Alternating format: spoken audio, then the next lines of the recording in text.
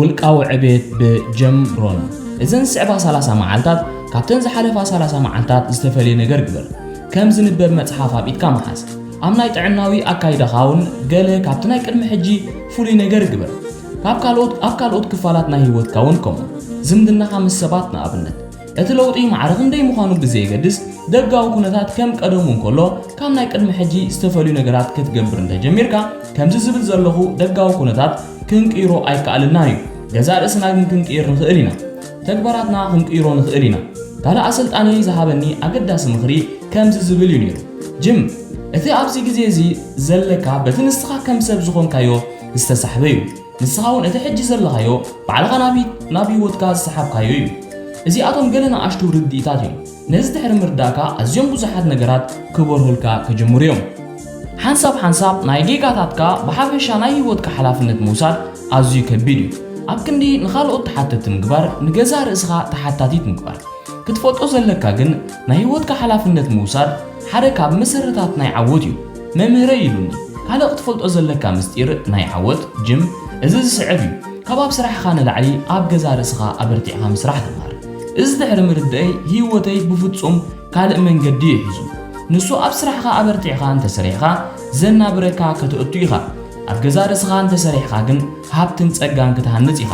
ኣነ ወዲ 25 ዓመት እንከለኹ እንተትፈልጠኒ ነርካ ጅምሮን ጻዕራም ሰራሕተኛ ይምበልካኒ ነርካ ቀደም እንተትፈልጠኒ ነርካ ብርግጽ ንፉዕ ሰራሕተኛ ምዃነይ እንተዛረብካ ነርካ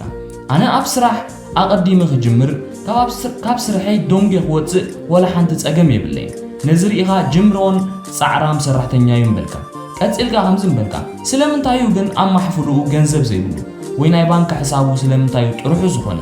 እዎ ኣነ ጻዕራም ሰራሕተኛ እየ ነይረ ግን ኣብ ስርሐይ ጻዕራም ዝነበርኩ እምበር ኣብ ነፍሰይ ኣይኮንኩን ኣነ ይነግረኩም ኣለኹ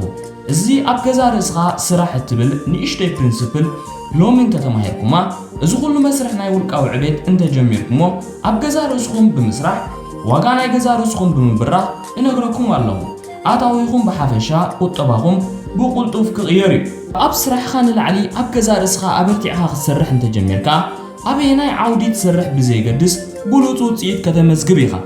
ኣብ ገዛ ርእስኻ ኣበርቲዕኻ ስራሕ ክእለታት ኣማዕብል ኩሉ እቲ ኣብ ናይ ስራሕ ዓለም ክብርኻ ዝውስኽ መዳያት ኣማዕብሎ እመንኒ ኩሉ ክቕየር እዩ ነታ ትሰርሓላ ትካል ዋጋኻ ልዑል ክኸውን እዩ ገንዘብ ብዘይ ጸገም ክመጽእ እዩ ኣብቲ ግቡእ ቦታ ስራሕ ኣብ ገዛ ርእስኻ ነገራት ኣብ ደገ ክቕየሩ ኣይትጸብእ ብኸምዚ ረኣዮ ኩነታት ኣየር ክትቅይር ኣይትፈትን ፀሓይ ምብራቓን ዘይምብራቓን ክትቅይር ኣይትፈትን ወቕቲ ክትቅይር ኣይትፈትን ዝናብ ክትቅይር ኣይትፈትን ደጋዊ ባህርያት ናይ ተፈጥሮ ኩሉ ንዓኻ ክድግፍ ክደፎ ኣብ ክንዱኡ ንስኻ ኣብ ውሽጥኻ ክትሰርሕ ጀምር ንገዛ ርእስኻ ስራሕ ኣብ ፊሎዞፍናትካ ስራሕ ኣብ ሙድናትካ ስራሕ ኣብ ናትካ ባህርያት ስራሕ ኣብ ኣዛርባኻ ኣብ ኣቋውማኻ ስራሕ ኣብ ኩሎም ክእለታትካ ስራሕ እዞም ኣወንታውያን ለውጥታት ክትገብር እንተጀሚርካ ኩሉ ነገር ክቕየር እዩ መምህረይ ሚስተር ሾፍ 5 ዓመት ቅድሚ ካብዛ ዓለም ምፍልላዩ ኣዝዮም ኣገደስትን ቀለልትን ነገራት ምሂሩኒ ንሱ ክሳብ 9ይ ክፍሊ ጥራዩ ተማሂሩ ናብ ሃይ ስኩል ኣይከደን ኣብ ኮሌጅ ወይ ዩኒቨርሲቲ እውን ኣይተማሃረን ስለዚ ዝነበሩ ሓሳባትን ተመክሮታትን ብኣዝዩ ቀሊል ዝኾነ ኣዛርባዩ ዝገልጾም ንዓይ ከም ወዲ ሓረስታይ መጠን እቲ ቀሊል ኣገላልጹ ኣገዳሲ እዩ ነይሩ ዝተሓላለኸ እንተዝኸውን ነይሩ ብፍጹም ኣይምተረዳእኩን ኣይምተማሃርኩን ተስፋ ምቆረጽኩ ስለዚ ዞም ቀለልቲ ዝኾኑ መሰረታውያን ነገራት ህይወተይ ሙሉእ ቀይሮም ኣነ ሚስተር ሾፍ እዛ ዝሰርሓላ ዘለኹ ካምፓኒ ክንድዚ ጥራያ ትኸፍል ምስ በልኮ ከምዚ ክብል ሓቲቱኒ ን6 ዓመት ዝኣክል ኣብኡ ሰሪሕካ ኣለኻ እንታይ ኮንካ ዘይተማሓየሽካ ዝኾነ ለውጢ ዘይረኣኻ ከምዚ ክብል መሊሰሉ እዛ ካምፓኒ ክንድዚ ጥራያ ትኸፍል ንሱ ኢሉ እዛ ሓቂ ኣይኮንን እዛ ትካል ንዓኻያ ክንድዚ ትኸፍለካ ቀፂሉ እዛ ትካል ንኻልኦት ሰራሕተኛታት 4-5 ዕፅፍናትካ ትኸፍሎም ኣለዎ ዶ ሓቀይ ኢሉ ሓቲትኒ እዎ ኢልዮ ንስኻ እንተ ዓቢኻኸ 4-5 ዕፅፊ ምተኸፈልካ ዶ ኢሉኒ ክኸውን ይኽእል ኢልዮ ኣስዒቡ ነቲ ትካል ዘይኮነስ ኣባኻ ኢኻ ክትሰርሕ ዘለካ እዚ እዩ ከኣዩ እቲ መጀመርታ ትርጉም ናይ ውልቃዊ ዕቤት ዋጋ ናይ ነገራት እንዳኸበረ ይኸይድ ከም ዘሎ ነጊርዮ ኖ ንስኻ ኢኻ ክትገዝኦም ዓቕሚ ዘይብልካ ኢሉኒ ብኸምዚ ኣገባብ ጠሚተዮ ኣይፈልጥን እየ ከም ትፈልጦ መብዛሕትኡ ግዜ ዋጋኦም ክቡር ዝኾነ ነገራት ኣብቲ ዝለዓለ ክፋል ናይ ክሬደንሳ ኢና ንቐምጦም ኣብ ህይወት ድማ ከምኡ እዩ ልዑል ብቕዓት ከይሓስካ ናብኡ ምድያብ የለን እቶም ኣብ ላዕሊ ዘለዉ ክቡራት ነገራት እንተደሊኻ ኣብቶም ተንብቦም መጽሓፍቲ ክትስቀል ኣለካ ኩሉ ግዜ መጽሓፍ ኣብ ተንብበሉ ናብቲ ላዕለዋይ ክፋል ናይ ክሬደንሳ ዘብጽሓካ ኣስካላ ኢኻ ተልዕል ዘለኻ እዚኣቶም ገለ ካብቶም ኣዝዮም ዝሓጎዙኒ ዝተምሃርክዎም ትምህርታት እዮም እቲ ኣገዳሲ ነገር እዚ እዩ ዓወት በቲ ትኾነ ዓይነት ሰብ ዝሰሓብ እዩ ዓወት ገለ ተሃድኖ ወይ ትስዕቦ ነገር ኣይኮነን ዓወት ዝሰሓብ ነገር እዩ ሰሓባ ዓይነት ሰብ ብምዃን እዚ ክመሃሮም ከለኹ ሓድሽ ነገር እዩ ነይሩ ንዓይ ንምንባር ክነብር ጥራይ ኣበርቲዐ ይፅዕር ነይረ ብልምታትካ ብባህርያትካ ምሕደራ ግዜኻ ኣታሕዛ ገንዘብካ ንዓወት ሰሓብ ዓይነት ሰብ ኩን ንደገ ምጥማት ገዲፍካ በቃ ኣብ ነብስኻ ኣበርቲዕኻ ስራሕ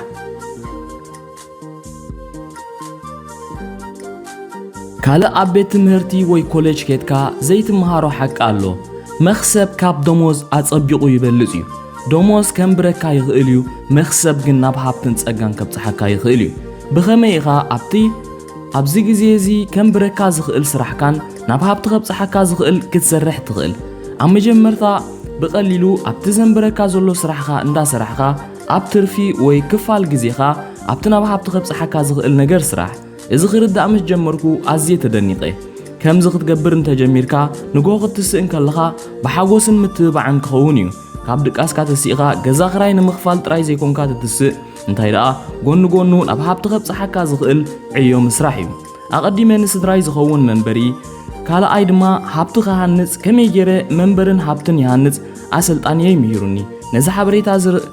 ረኺበ ኩሉ ከምዚ ናተይ ክገብር ከም ዝኽእል ተረዲኤ ወዲ 25 ዓመት እንከለኹ እዚ ብሉጽ ዝኾነ ሓበሬታ ተቐቢለ ንሱ ድማ ከምዚ ዝስዕብ ዝብል ነይሩ ደሞዝካ ወይ ኣታዊኻ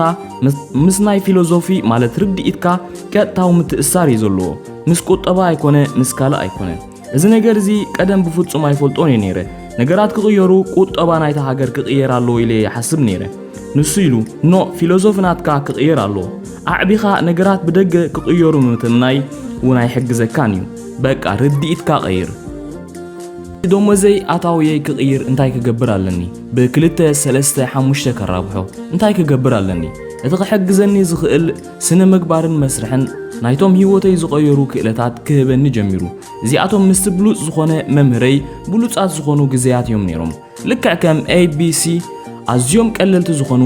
ኮንሰፕትስ እዚ ዝስዕብ ገለ ካብቲ ዝተምሃርኮ እዩ ነቶም መሰረታውያን ዝኾኑ ነገራት ከይፈለጥካ ነቲ ዘይፍሉጥ ዘይምድላይ እዞም መሰረታውያን ዝኾኑ ቀለልቲ ነገራት እዮም ኣብቲ ግዜቲ ክቕየር ሓጊዞምኒ እቲ መልእኽቲ ንጹር እዩ ኣብ ገዛ ርእስኻ ስራሕ ደጋዊ ኩነታት ወይ ካልኦት ሰባት ክትቅይር ኣይከኣለካን እዩ ኣብ ገዛ ርእስኻ ስራሕ ዓወት በቲ ንስኻ ትኾነ ዓይነት ሰብ እዩ ዝሰሓብ ደድሕሪኡ ትጎይ ወይ ተሃድኖ ነገር ኣይኮነን ዓወት ገለ ኣብ ውሽጥኻ ዝምዕብል ዝሰሓብ ነገር እዩ ስለዚ እቲ ንኹሉ ሰናዱቕ ናይ ብሉጻት ነገራት ትኸፍተሉ መፍትሕ ብዘየገድስ እንታይ ዓይነት ሳንዱቕ ቁጠባዊ ማሕበራዊ ሰብኣዊ ኩሉ ብዝተኻእለካ ተሓስቦ ብናይ ባዕልኻ ውልቃዊ ዕቤት እዩ ካልእ ክትፈልጦ ዘለካ ኣገዳሲ ነገር እቲ ንስኻ ትኾኖ ዋግኡ ካብቲ ትረኽቦ ወይ ዝወሃበካ ዝበልጽ እዩ እቲ ቀንዲ ሕቶ ሓድሽ ስራሕ ክትጅምር ከለኻ ክኸውን ዘሎ ክፍሊተይ ክንደዩ ዘይኮነስ ኣብዚ ስራሕ እዚ እንታይ ዓይነት ሰብ ክኸውን ዝግብኦ እንታይ ዓይነት ሰብ ትኸውን ኣዝዩ ኣገዳሲ እዩ ምክንያቱ እቲ ንስኻ ትኾኖ ኢኻ ትስሕብ ጨካ እንተደኣ ኮንካ ጭካነ ኢኻ ትስሕብ እቲ ትኾኖ ኢኻ ትስሕብ ኩሉ ውልቃዊ ዕቤት ዝብል ኣርእስቲ ንዓይ ኣዝዩ ኣገዳሲ ነይሩ ህይወተይ ቀይሩ ወዲ 31 ዓመት ምስ ኮንኩ ሚልዮነር ኮይነ እዚ እቲ ቁጠባዊ ሸነኹ ጥራይ እዩ 6 ዓመት ወሲድለይ ካብ ወዲ 25 ዓመት ክሳብ 31 ብጣዕሚ ኣዝዩ መሳጢ ጉዕዞ እዩ ነይሩ ዘክር ተምሃራይ እምበር ሰዓብከይ ትኸውን እቲ ኩሉ ግዜ ክትገብሮ ዘለካ እዚ እዩ ናይ ባዕልኻ ውልቃዊ ህይወት ዲዛይን ግበር ኣነ ሰባት ካባይ ክመሃሩም ከለዉ ደስ እዩ ዝብለኒ እዚ ተሓደ ጎኑ እዩ እዚ ንዓይ ዝኸውን ኣይኮነን ኢሉ ዝገድፎ ዘድልዮ ዝፈልጥ ሰብ ክርእውን ደስ ይብለኒ እዩ ካብ ካልኦት ተምሃር ዘድልየካ ውሰድ ብኻልኦት ዝተገዛእኻ ገና ይትኹን ናይ ባዕልኻ ህይወት ህነጽ ውጽኢት ፕሮዳክት ናይ ባዕልኻ መደምደምታ ማዕብል ኣብዚ ክብለካ ዝፍትን ዘለኹ ነገር ናይ ባዕልኻ ሰብ ኩን ናይ ካልእ ሰብ ስራሓት ክትከውን ይብልካን ከምቲ ኩሉ ሰብ ዝገብሮ ዘሎ ክትገብር ኣለካ ማለት ኣይኮነን እቲ ክትሰምዖ ደስ ዝብለካ ስማዕ ለውጥ ክትገብር እንተደሊኻ ለውጥ ግበር ክልወጥ ዘይደለኻዮ ድማ ግደፎ ግረካ ኣለኹ ህይወትካዩ ካልኦት ዘይጠቕመካ ዘርኢ ክዘርኡልካ ኣይተፍቅድ ዓወት ምስሊ ኣይኮነን ዓወት ገዛ ምውናን ኣይኮነን ዓወት ፈራሪ ምዝዋር ኣይኮነን ዓወት ቦታ ኣይኮነን عوت تدوليو رغيبكا بسلام كتستمقرون كاللخايو أبتنسخاق تقبرو تدلي عوت مخان نعاقا ترقوم زلو نسدرا بيتكا ترقوم زلو حلافنت موساد إذن كلو ناتكا مرجايو نحنا دك سبات حايلنا يمرجا تواهيبنايو كلهم فطرات بجيكا ودسب بمسرح ناي جينيتيك كود يوم زمرحو سلامتاينا دك سبات كوم زيكونا مغنياتو نحنا كنمرز عدل سلستو هابنايو نحنا كم روبوت ايكونا كم حنت قرب اب حدا بوتا زقومنا ون ايكونان سبات نام مبراق سمين دوبوب معراب كنكيد نخيلينا سبات كنلوت نخيلينا ندوليو خنقبر نخيلينا اذا عدل ازي تواهيبنايو بجيكا ودسب نايتوم كالوت فطراتات زقر النقر ازي سعبيو بجيكا ودسب كالوت كلهم كساب ترز بقعتهم نمبصحيهم زعيو حنت قرب معرغ ندي ايا تعبي معرتي زكالا قمت حنت قرب كابت زكالان زنبر قمت فرق تراي عابيا ايك تسمعني خا نو ازي زي كال نغريو قرب كم زكالا تعبي زكالا سراور تبقل زكالا بزحي اوصلت تبقل كل فطور كزاب ترزي يسفح بجاكا دك سبات سلمتاي دك سبات مغنياتو نحنا روبوت سلازي كنا كنمرق سلنخل ابتناي مرጫቶ هو ገለ አማራጭታት እዞም ዝስዕቡ እዮም ጥርዝ ክትበጽሕ ትኽእል ኢኻ ወይ ብኸፊል ጥራይ ክትበጽሕ ትኽእል ኢኻ እቲ ምርጫ ኣብ ኢድካ እዩ ምቹእነት መሪጽካ ቁሩብ ጥራይ ክትገብር ትኽእል ኢኻ ወይ ድማ ኩሉ ክትገብሮ ኣለካ ኢሉ ዝእዝዘካ ሰብ ወላ ሓደ የለን እዚ ቁኖ ኣይኮነን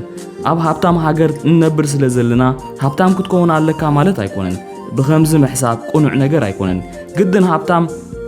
كتكون على كمالات أيقونن نيشتي كتجبر أبزحها كتوسخ نات كوسانيو نايم رجع حيلي تواهي بكايو روست بزعبه هيوت كاجن تأزازات هاي تقبل حبري تاوست تمهر تأزازات جن هاي تقبل كأول حدا انتاي كتكون كم زلكا انتاي كتجبر كم زلكا بخمي عجباب كتنبر كم زلكا سبع عود كتكون على كاخبلكا يغلي إذا جنات كام رجعيو إذا أنا زمهرو تخولتاتيو كل سب ناتو يمرز بوزح جبر وحد جبر نات كام رجعيو أبراهام لينكولن كم زخبل تزاريبو نيرو ناي ولا حدا سب باريا كهون سلزي دلي ناي ولا حدا سب ماستر ون أيكون كون بلوز فيلوزوفيو نعمل حدا سب كله قديفة أبتجوبتات زلا قطر إنسساتات ندافرهو كنبرين تدايلو أمها أبتجبار نتاو علوة إذا أزجع بعوتيو سلامتاي مغنياتو إذنسو زبهاغو بعلو هيوتو ديزاين جيرو اب جبرس لزوعلو نو اذا عوت ايكونن كتبل تخيلي خا بقند بقاتاني عوت بعلها ديزاين جيركا اب تكبار كتوعلون كلخا ويناو غتكا خدغسغس انكلخايو نابتنعخا عقبت زبكا انفت انت زي عقبكا اب حدا زقومكا قرب ايكون كان امراطيتات تجبر تغير زحاشه حسابات ندرغيبكا ناي كالوت مخر مسمع صقم يبولون تئزاز كن كخون يبولون ناي بعلها هيوت كم تدلي جيركا ديزاين جبرو نالبات إذا حلافنت موساد كتقالل يخيليو هو حلافنت موساد كنوصغو تخيليها كنذكر دحيرو صبوق ايكسم معكانيو تاتنا بزو خوينو بتي كابزوم كلتا قانزاتات كنتصاور نقددينا ايناي لايف ستايل نمرጽ بزي يقدس قانزاناي سنه مغبار وي قانزاناي تعسا انا نقول زمخرو قانزاناي ديسيبلين كمرጽي مناتو ديسيبلين صورو قلل زبليو تعسا كن بتونات يزمزن نديسيبلين بتعسا ايتتكايو سلازي اتلو مخت غبرو زغباكا بسنو مغبار غبرو صباح كي تعسكا